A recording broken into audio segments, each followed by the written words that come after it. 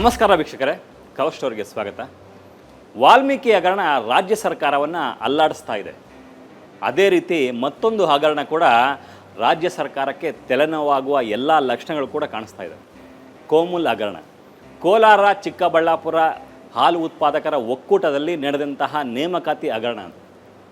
ಕೇಂದ್ರದ ತನಿಖಾ ಸಂಸ್ಥೆಗಳು ದಾಳಿ ಮಾಡಿ ಈ ಹಗರಣವನ್ನು ಹೊರಗಡೆ ತಂದಿದ್ದರು. ಈ ಹಗರಣದ ಬಗ್ಗೆ ತನಿಖೆ ಮಾಡೋದಕ್ಕೆ ರಾಜ್ಯ ಸರ್ಕಾರ ಇದುವರೆಗೂ ಕೂಡ ಪರ್ಮಿಷನ್ ಕೊಟ್ಟಿಲ್ಲ. ಹಾಗಾದರೆ ಯಾವ ಕಾರಣಕ್ಕೋಸ್ಕರ ರಾಜ್ಯ ಸರ್ಕಾರ ಪರ್ಮಿಷನ್ ಕೊಟ್ಟಿಲ್ಲ? ಏನಿದು ಈ ಹಗರಣ?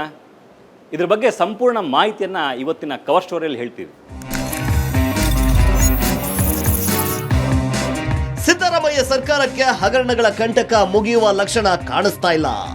ವಾಲ್ಮೀಕಿ ಹಗರಣ ಸದನದಲ್ಲಿ ಸದ್ದು ಮಾಡ್ತಿರುವಾಗಲೇ ಸರ್ಕಾರದ ಮತ್ತೊಬ್ಬ ಎಂಎಲ್ಎ ಮಾಡಿರುವ ಹಗರಣವೊಂದು ಈಗ ಸದ್ದು ಮಾಡಲು ಆರಂಭಿಸಿದೆ. ಕೇಂದ್ರದ ತನಿಖಾ ಸಂಸ್ಥೆಗಳು ಪ್ರಕರಣವೊಂದಕ್ಕೆ ಸಂಬಂಧಿಸಿದಂತೆ ದಾಳಿ ಮಾಡಿದಾಗ ಮತ್ತೊಂದು ಹಗರಣ ಬೆಳಕಿಗೆ ಬಂದಿತು. ಈ ಹಗರಣದಲ್ಲಿ ಎಂಎಲ್ಎ ಪಾತ್ರ ಮೇಲ್ನೋಟಕ್ಕೆ ಇರುವುದಾಗಿ ತನಿಖಾ ಸಂಸ್ಥೆಗಳು ಸ್ಪಷ್ಟವಾಗಿ ಹೇಳಿವೆ. ಯಾವುದು ಆ ಹಗರಣ, ಅದರಲ್ಲಿ ಏನೇನಾಯ್ತು ಅಂತ ಇಂಚಿಂಚು ಮಾಹಿತಿಯನ್ನ ನಿಮ್ಗೆ ಇವತ್ತಿನ ಎಪಿಸೋಡ್ನಲ್ಲಿ ಕೊಡ್ತಾ ಹೋಗ್ತೇವೆ. ಕೋಮುಲ್ ಹಗರಣ ಅಂದ್ರೆ ಕೋಲಾರ ಚಿಕ್ಕಬಳ್ಳಾಪುರ ಹಾಲು ಉತ್ಪಾದಕರ ಒಕ್ಕೂಟ. ಕೋಲಾರ ಮತ್ತು ಚಿಕ್ಕಬಳ್ಳಾಪುರ ಜಿಲ್ಲೆಯ ಹಾಲು ಉತ್ಪಾದಕರಿಗೆ ಅನುಕೂಲವಾಗಲಿ ಅನ್ನುವ ದೃಷ್ಟಿಯಿಂದ ಸ್ಥಾಪಿತವಾದ ಒಕ್ಕೂಟ. ಆದರೆ ಈ ಸಂಸ್ಥೆ ಇದೀಗ ಹಗರಣಗಳ ಸುಳಿಗೆ ಸಿಲುಕಿದೆ. ಮಾಲೂರು ಕ್ಷೇತ್ರದ ಹಾಲಿ ಶಾಸಕರು ಕೋಮುಲ್ ಅಧ್ಯಕ್ಷರಾಗಿದ್ದಾರೆ. ಇವರ ಅವಧಿಯಲ್ಲಿ ನಡೆದ ಒಂದು ನೇಮಕಾತಿ ಹಗರಣ ಈಗ ದೊಡ್ಡ ಸದ್ದು ಮಾಡ್ತಿದೆ.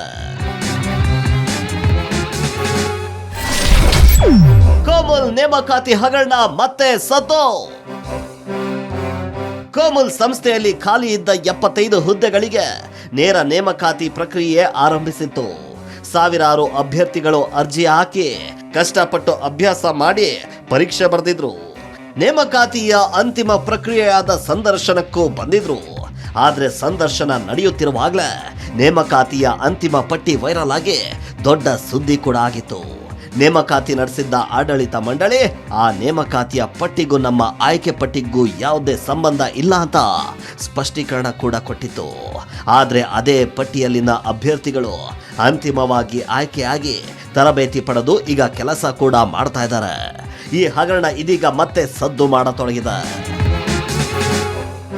ಎಸ್ ವೀಕ್ಷಕರೇ, ಕೋಮುಲ್ನಲ್ಲಿ ನಡೆದ ನೇಮಕಾತಿ ಹಗರಣ ಹೊರಬಂದದ್ದೇ ಒಂದು ರೋಚಕ. ಮಾಲೂರು ಶಾಸಕರಾದ ನಂಜೇಗೌಡ ಅವರು ಭೂ ಸಕ್ರಮ ಸಮಿತಿಯ ಅಧ್ಯಕ್ಷರು ಆಗಿದ್ರು. 2018ರಲ್ಲಿ ಅಕ್ರಮವಾಗಿ ಸರ್ಕಾರದ 80 ಎಕರೆ ಜಮೀನು ಹಂಚಿಕೆ ಸಂಬಂಧದಲ್ಲೇ 150 ಕೋಟಿ ರೂಪಾಯಿ ಹಗರಣ ನಡೆದಿದೆ ಅಂತ ಜಾರಿ ನಿರ್ದೇಶನಾಲಯದಲ್ಲಿ ದೂರು ನೀಡಲಾಗಿತ್ತು. ಅಕ್ರಮ ಹಣ ವಹಿವಾಟು ಈ ಪ್ರಕರಣದಲ್ಲಿ ನಡೆದಿದೆ ಅಂತ ತನಿಖೆ ಸಂದರ್ಭದಲ್ಲಿ ಸಾಬೀತಾಗಿತ್ತು. ಈ ಹಿನ್ನೆಲೆಯಲ್ಲಿ ಜಾರಿ ನಿರ್ದೇಶನಾಲಯ 2023ರ ಡಿಸೆಂಬರ್ ತಿಂಗಳಲ್ಲಿ ಹಲವಾರು ಕಡೆ ದಾಳಿ ಮಾಡಿತ್ತು. ದಾಳಿ ಸಂದರ್ಭದಲ್ಲೇ ಕೋಮುಲ್ ನೇಮಕಾತಿಗೆ ಸಂಬಂಧಿಸಿದ ಒಂದಷ್ಟು ದಾಖಲಾತಿಗಳು ಸಿಕ್ಕಿದ್ವು. ನೇಮಕಾತಿಯಾದ ಅಭ್ಯರ್ಥಿಗಳು ಹಣದ ವ್ಯವಹಾರ ನಡೆಸಿದ ಅಂಶಗಳು ದಾಳಿ ವೇಳೆ ಪತ್ತೆಯಾದವು. ಹೀಗಾಗಿ ಕೋಮುಲ್ನಲ್ಲಿ ನಡೆದ ಹಗರಣ ಹೊರ ಜಗತ್ತಿಗೆ ಬಂದಿತ್ತು.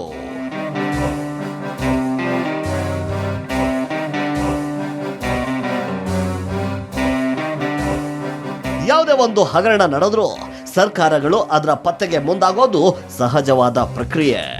ಆದ್ರೆ ಇಲ್ಲಿ ಇಷ್ಟು ದೊಡ್ಡ ನೇಮಕಾತಿಯ ಹಗರಣ ನಡೆದಿದ್ರು ಸಣ್ಣದೊಂದು ಕ್ರಮ ಕೈಗೊಳ್ಳದಿರುವುದೇ ಇಲ್ಲಿ ಹಲವು ಅನುಮಾನಗಳಿಗೆ ಕಾರಣವಾಗಿದೆ. ಅಷ್ಟಕ್ಕೂ ಈ ಪ್ರಕರಣದಲ್ಲಿ ಸತ್ಯ ಏನಿದೆ ಅನ್ನೋದನ್ನ ಸಾಕ್ಷೀಕರಿಸಲು ಸಾಕಷ್ಟು ಸಾಕ್ಷಿಗಳು ಸಿಕ್ಕಿವೆ. ಇವು ಸಿಕ್ಕಿರೋದು ಜಾರಿ ನಿರ್ದೇಶನಾಲಯದ ದಾಳಿಯ ಸಂದರ್ಭದಲ್ಲಿ ಅನ್ನೋದು ನಿಮ್ಮ ಗಮನಕ್ಕಿರಲಿ. ಇಡೀ ದಾಳಿಯಲ್ಲಿ ಸಿಕ್ಕ ಸತ್ಯಗಳೇನು? ನೇಮಕಾತಿ ಮಾಡಲು ರಾಜಕಾರಣಿಗಳ ಶಿಫಾರಸು, ಅರ್ಹತಾ ಪರೀಕ್ಷೆಯಲ್ಲಿ ವ್ಯಾಪಕ ನಕಲು, ಕಡಿಮೆ ಅಂಕ ಪಡೆದ ಅಭ್ಯರ್ಥಿಗಳ ನೇಮಕ, ಅಭ್ಯರ್ಥಿಗಳಿಗೆ ನಕಲಿ OMR ಶೀಟ್ ನೀಡಿಕೆ, ಕುಲಪತಿಗಳ ಅನುಮೋದನೆ ಪಡೆಯದೆ ಪರೀಕ್ಷೆ, ಅಂತಿಮ ಪಟ್ಟಿ ಪ್ರಕಟಿಸದೆ ನೇಮಕಾತಿ, ಅಭ್ಯರ್ಥಿಗಳಿಂದ ಹಣ ಪಡೆದು ನೇಮಕಾತಿ, ಸಂದರ್ಶನದಲ್ಲಿ ನಡೆದ ಗೋಲ್ಮಾಲ್, ಅಭ್ಯರ್ಥಿಗಳಿಂದ ಹಣ ಪಡೆದಿದ್ದಾಗಿ ಸ್ಪಷ್ಟನೆ, ವಾಟ್ಸಪ್ ಚಾಟಿಂಗ್, ಕರೆಗಳ ಸಂಭಾಷಣೆ. ವೀಕ್ಷಕರೇ, ಇವು ಇಡಿ ದಾಳಿ ಸಂದರ್ಭದಲ್ಲಿ ಸಿಕ್ಕ ಸಾಕ್ಷ್ಯಗಳು. ಕೋಮಲ್ನಲ್ಲಿ ನಡೆದ ನೇಮಕಾತಿಗೆ ಸಂಬಂಧಪಟ್ಟಂತೆ ಸಾಕಷ್ಟು ದಾಖಲೆಗಳು ಸಿಕ್ಕಿವೆ. ಭೂ ಹಗರಣದ ಹಣ ವರ್ಗಾವಣೆ ಸಂಬಂಧ ಇಡಿ ನಡೆಸಿದ ದಾಳಿಯಲ್ಲೇ ಕೋಮಲ್ ನೇಮಕಾತಿಯ ಹಗರಣ ಪತ್ತೆಯಾಗಿದೆ. ಇಷ್ಟು ದೊಡ್ಡ ಮಟ್ಟದ ವ್ಯಾಪಕ ಭ್ರಷ್ಟಾಚಾರ ಇಲ್ಲಿ ನಡೆದಿರೋದ್ರಿಂದ ಅದನ್ನ ತನಿಖೆ ಮಾಡಲು ಜಾರಿ ನಿರ್ದೇಶನಾಲಯ ಲೋಕಾಯುಕ್ತ ಸಂಸ್ಥೆಗೆ ಪತ್ರ ಬರೆದಿತ್ತು.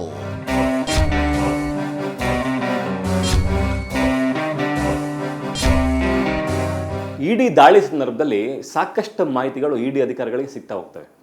ನೇಮಕಾತಿಯಲ್ಲೂ ಕೂಡ ಹಗರಣ ನಡೆದಿದೆ ಅನ್ನೋದಕ್ಕೆ ಒಂದಷ್ಟು ಪುರಾವೆಗಳು ಅವ್ರಿಗೆ ಸಿಗ್ತಾ ಹೋಗ್ತವೆ. ಕೋಮುಲ್ ಅಧ್ಯಕ್ಷರಾದಂತಹ KV ನಂಜೇಗೌಡರಿಗೆ ಸಂಬಂಧಪಟ್ಟಂತಹ ಜಾಗಗಳಲ್ಲಿ ಇಡಿ ದಾಳಿ ಮಾಡಿದಂಥ ಸಂದರ್ಭದಲ್ಲಿ ಮಂಡಳಿಯ ನಿರ್ದೇಶಕರಾದ ಅಶ್ವಥ್ ನಾರಾಯಣ ಅವರಿಗೆ 80 ಲಕ್ಷ ರೂಪಾಯಿ ನೇಮಕಾತಿಯಲ್ಲಿ ಹೋಗಿದೆ ಅನ್ನುವಂತಹ ಮಾಹಿತಿ ಗೊತ್ತಾಗುತ್ತೆ. ಜೊತೆಗೆ ಮಂಗಳೂರು ವಿಶ್ವವಿದ್ಯಾಲಯದ ರಿಜಿಸ್ಟರ್ ಆದಂತಹ ರಾಜು ಕೃಷ್ಣ, ಅಂದರೆ ಏನು ಈ ಪರೀಕ್ಷೆಯ ಉಸ್ತುವಾರಿ ಹೊತ್ತಿದಂತಹ ರಾಜು ಕೃಷ್ಣ ಅವ್ರಿಗೂ ಕೂಡ 6 ಲಕ್ಷ ರೂಪಾಯಿ ತಲುಪಿದೆ ಅನ್ನುವಂತಹ ಮಾಹಿತಿ ಗೊತ್ತಾಗುತ್ತೆ. NPU ಸೊಲ್ಯೂಷನ್ ಅನ್ನುವಂತಹ ಮತ್ತೊಂದು ಸಂಸ್ಥೆಗೂ ಕೂಡ ಇದರಿಂದ 20 ಲಕ್ಷ ರೂಪಾಯಿ ಹಣ ಹೋಗಿದೆ ಅನ್ನುವಂತಹ ಮಾಹಿತಿಯನ್ನು ಇಡಿ ಅಧಿಕಾರಿಗಳು ಕಲೆ ಹಾಕ್ತಾರೆ. ಅಂದರೆ OMR ಶೀಟ್ಗಳನ್ನು ಟ್ಯಾಂಪ್ರಿಂಗ್ ಮಾಡುವ ವಿಚಾರದಲ್ಲಿ ಪ್ರೈವೇಟ್ ವ್ಯಕ್ತಿಗಳು ಕೂಡ ಸಹಕಾರ ಕೊಟ್ಟಿದ್ದಾರೆ ಅನ್ನುವಂತಹ ಅಂಶಗಳು ಇಡಿ ತನಿಖೆಯ ಸಂದರ್ಭದಲ್ಲಿ ಗೊತ್ತಾಗುತ್ತೆ. ಈ ಸಂಪೂರ್ಣ ಮಾಹಿತಿಯನ್ನು ಕರ್ನಾಟಕದ ಲೋಕಾಯುಕ್ತರಿಗೆ ಪತ್ರ ಬರೆದು ತಿಳಿಸ್ತಾರೆ. ಇದು ಭ್ರಷ್ಟಾಚಾರ ನಿಯಂತ್ರಣ ಕಾಯ್ದೆಯಡಿ ಬರುವ ಹಿನ್ನೆಲೆಯಲ್ಲಿ ತಾವು ತನಿಖೆಯನ್ನು ಮುಂದುವರಿಸಬಹುದು ಅನ್ನುವಂತಹ ಅಭಿಪ್ರಾಯವನ್ನು ಇಡಿ ಅಧಿಕಾರಿಗಳು ಕೊಡ್ತಾರೆ. ಜಾರಿ ನಿರ್ದೇಶನಾಲಯ ಲೋಕಾಯುಕ್ತ ಸಂಸ್ಥೆಗೆ ಪತ್ರ ಬರೆದು 4 ತಿಂಗಳಾಗಿವೆ. ಜೊತೆಗೆ ಹಗರಣ ಸಂಬಂಧ ಕೆಲವರು ಲೋಕಾಯುಕ್ತ ಸಂಸ್ಥೆಗೆ ದೂರು ಕೊಟ್ಟಿದ್ದಾರೆ. ಲೋಕಾಯುಕ್ತರು ಇಡಿ ವರದಿಯ ಜೊತೆಗೆ ಸುದೀರ್ಘ ವರದಿಯನ್ನ ಸರ್ಕಾರಕ್ಕೆ ಕಳುಹಿಸಿದ್ದಾರೆ. ಹಗರಣದಲ್ಲಿ ಭಾಗಿಯಾದವರೆಲ್ಲರೂ ಸರ್ಕಾರಿ ನೌಕರರಾಗಿರೋದ್ರಿಂದ ಅವರ ವಿರುದ್ಧ ತನಿಖೆ ಮಾಡಲು ಅನುಮತಿ ಕೋರಲಾಗಿದೆ.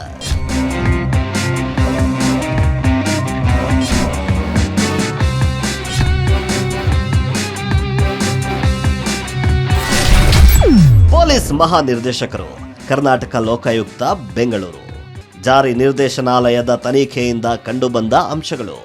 ಕೋಮಲ್ ಅಧ್ಯಕ್ಷರು ಮಾಲೂರು ವಿಧಾನಸಭಾ ಕ್ಷೇತ್ರದ ಶಾಸಕರಾದ ಶ್ರೀ KY ನಂಜೇಗೌಡ ಅವರು ಮತ್ತು ನೇಮಕಾತಿ ಸಮಿತಿ ಸದಸ್ಯ ಅಧಿಕಾರಿಗಳ ಇಚ್ಛೆಯಂತೆ ಅಕ್ರಮವಾಗಿ ಕಾನೂನು ಬಾಹಿರವಾಗಿ ಅರ್ಹ ಅಭ್ಯರ್ಥಿಗಳನ್ನು ವಂಚಿಸಿ ಅನರ್ಹ ಅಭ್ಯರ್ಥಿಗಳಿಂದ ಹಣ ಪಡೆದು ನೇಮಕಾತಿ ಮಾಡಿರುವುದು ಕಂಡುಬಂದಿದೆ.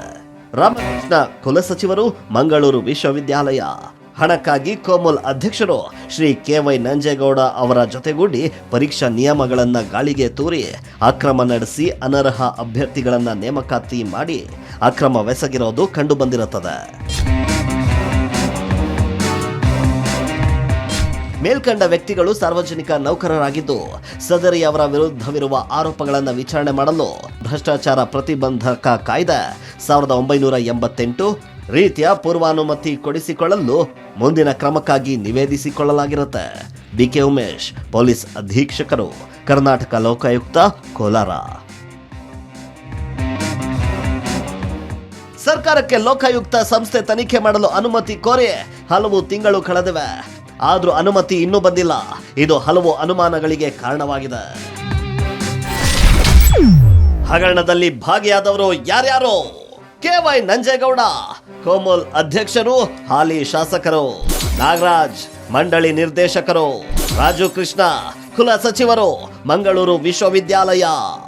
YB ಅಶ್ವಥ್ ನಾರಾಯಣ, ಮಂಡಳಿ ನಿರ್ದೇಶಕರು. ಗೋಪಾಲಮೂರ್ತಿ, ವ್ಯವಸ್ಥಾಪಕರು, ಕೋಮಲ್ ಸಂಸ್ಥೆ.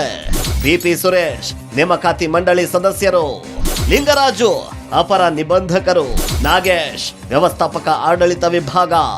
Geetha, system superintendent Komal. Nagendra Prasad, NP solutions.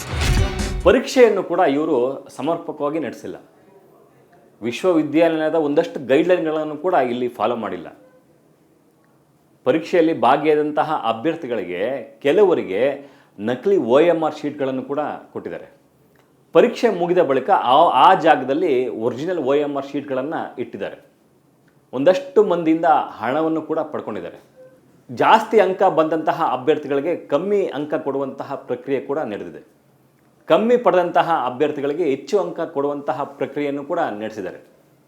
ಯಾವುದೋ ಪ್ರೈವೇಟ್ NPU ಸೊಲ್ಯೂಷನ್ ಅನ್ನುವಂತಹ ಕಂಪನಿಯಲ್ಲಿ ಮಾರ್ಕ್ಸ್ಗಳನ್ನು ಟ್ಯಾಂಪರಿಂಗ್ ಮಾಡುವಂತಹ ಪ್ರಕ್ರಿಯೆ ಕೂಡ ನಡೆದಿದೆ. ಸಂದರ್ಶನ ನಡೀತಿರುವಂತಹ ಸಂದರ್ಭದಲ್ಲೇ ಅಭ್ಯರ್ಥಿಗಳ ಅಂತಿಮ ಪಟ್ಟಿ ಕೂಡ ರಿಲೀಸ್ ಆಗುತ್ತೆ. ಯಾರ ಗಮನಕ್ಕೂ ತರದೆ ಅಭ್ಯರ್ಥಿಗಳನ್ನ ತರಬೇತಿಗೂ ಕೂಡ ಕಳಿಸ್ತಾರೆ. ಸಾಮಾನ್ಯವಾಗಿ ಯಾವುದೇ ನೇಮಕಾತಿ ಆದಂತಹ ಸಂದರ್ಭದಲ್ಲಿ ನೋಟಿಸ್ ಬೋರ್ಡಲ್ಲಿ ಅದನ್ನು ಹಾಕಬೇಕಾಗುತ್ತೆ. ಅದಕ್ಕೆ 30 ದಿನಗಳ ಅಬ್ಜೆಕ್ಷನ್ ಕೂಡ ಕರಿಬೇಕಾಗುತ್ತೆ. ಆ ಯಾವ ಪ್ರಕ್ರಿಯೆಯನ್ನು ಕೂಡ ಇಲ್ಲಿ ಫಾಲೋ ಮಾಡಿರಲ್ಲ. ಒಕ್ಕೂಟದ ಇಡೀ ವ್ಯವಸ್ಥೆಯೇ ಇದರಲ್ಲಿ ಸೇರಿಕೊಂಡಿದೆ. ನೇಮಕಾತಿ ಪ್ರಾಧಿಕಾರದ ಮುಖ್ಯಸ್ಥರಿಂದ ಹಿಡಿದು ಪರೀಕ್ಷೆಯ ಉಸ್ತುವಾರಿ ವಹಿಸಿಕೊಂಡಿದ್ದ ಕುಲ ಸಚಿವರು ಕೂಡ ಇದರಲ್ಲಿ ಭಾಗಿಯಾಗಿದ್ದಾರೆ. ಅಂದ್ರೆ ನೇಮಕಾತಿ ಪ್ರಕ್ರಿಯೆ ಯಾವ ಮಟ್ಟದಲ್ಲಿ ನಡೆದಿರಬೇಕು ಅನ್ನೋದನ್ನ ನೀವೇ ಊಹೆ ಮಾಡ್ಕೊಳ್ಳಿ.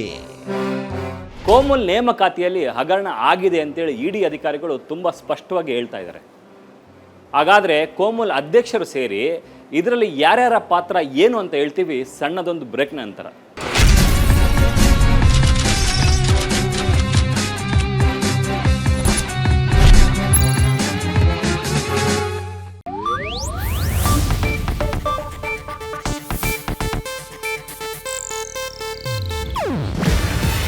ಇದು ಏಷ್ಯಾನೆಟ್ ನ್ಯೂಸ್ ನೆಟ್ವರ್ಕ್ ಪ್ರಸ್ತುತಿ. ನೀವು ನೋಡ್ತಿದ್ದೀರಾ ಏಷ್ಯಾನೆಟ್ ಸುವರ್ಣ ನ್ಯೂಸ್.